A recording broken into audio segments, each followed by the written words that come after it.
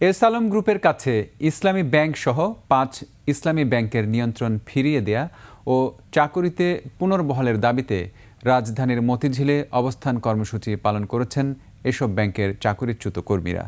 রোববার সকাল ১০টার দিকে মতিঝিলের দিলকুশা এলাকায় ইসলামী ব্যাংকের প্রধান কার্যালয়ের সামনে এই অবস্থান কর্মসূচি পালন করা হয়।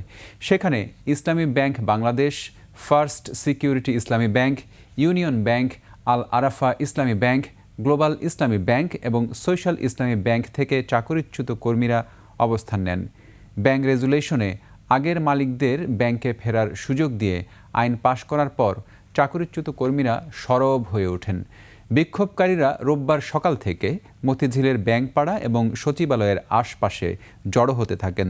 তারা বলেন, কোনো নোটিশ ছাড়াই চাকুরিচ্যুত করা হয়েছে। চাকরি ফিরে পাওয়ার পাশাপাশি ৫ আগস্টের আগের মালিকদের কাছে ব্যাংক ফেরত দেওয়ার দাবি তুলে তারা আগামী ১৫ দিনের মধ্যে দাবি না মানলে বড় ধরনের আন্দোলন গড়ে তোলার হুঁশিয়ারি দেয়া হয়।